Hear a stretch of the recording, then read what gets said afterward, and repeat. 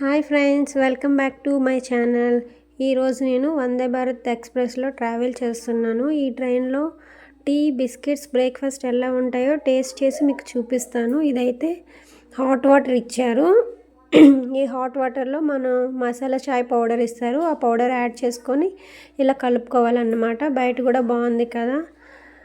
So చూస్తున్నారు కదా, ఇలా మొత్తం కలిపేసుకున్నాక ఫస్ట్గా టీ, బిస్కెట్స్ ఇచ్చారు. చూస్తున్నారు కదా, ట్రేలో కూడా అది ఉంది కదా, అందులో పౌడర్ ఇందులో యాడ్ చేసేసుకుంటే మనకి వేడివేడిగా టీ రెడీ అయిపోద్ది.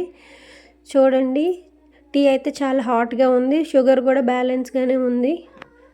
చూస్తున్నారు కదా, ఈ క్లైమేట్కి నేను ఎందుకు ఇన్ని వేసుకున్నానంటే చాలా చలి ఎక్కువ ఉంది. అందుకని క్యాప్, స్వెటర్స్ అన్నీ వేసేసుకున్నాను. ఈ చల్లదనానికి ఈ హాట్గా ఈ టీ చాలా కాంబినేషన్ అయితే చాలా బాగుంది.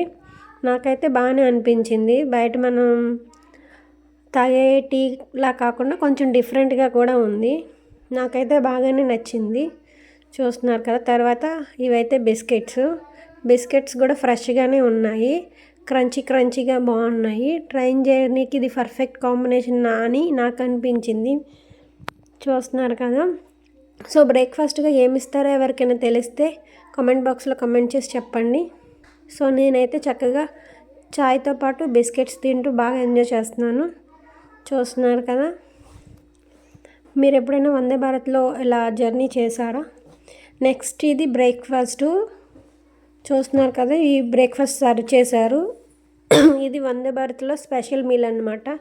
టేస్ట్ చేస్తుంటే హైజెనిక్గానే ఉంది. నీట్గా ప్యాకింగ్ కూడా చేశారు. టేస్ట్ వైజ్ అయితే నార్మల్ ట్రైన్ ఫుడ్ కన్నా చాలా బెటర్ అనిపించింది. ఇదైతే కట్లెట్స్ ఇచ్చారు, వెజ్ అన్నమాట. ఇంకోటి నార్త్ ఇండియా స్పెషల్ బ్రేక్ఫాస్ట్. ఇదేంటని చూస్తున్నారు కదా, చూసేసేయండి. నార్త్ ఇండియా వాళ్ళు ఎక్కువగా ఇది బ్రేక్ఫాస్ట్లో తింటారు. అదేంటంటే పోహా అన్నమాట. చూడండి, నేను మీకు ఓపెన్ చేస్తున్నాను. ఇది పోహా. సో ఈరోజు బ్రేక్ఫాస్ట్కి పోహా అండ్ వెజ్ కట్లెట్స్ ఇచ్చారు. టేస్ట్ అయితే కంపేర్ టు అదర్ ఫుడ్ కంటే ఇది చాలా బాగానే అనిపించింది. ఈ ఫుడ్ మీకు ఎలా అనిపించింది?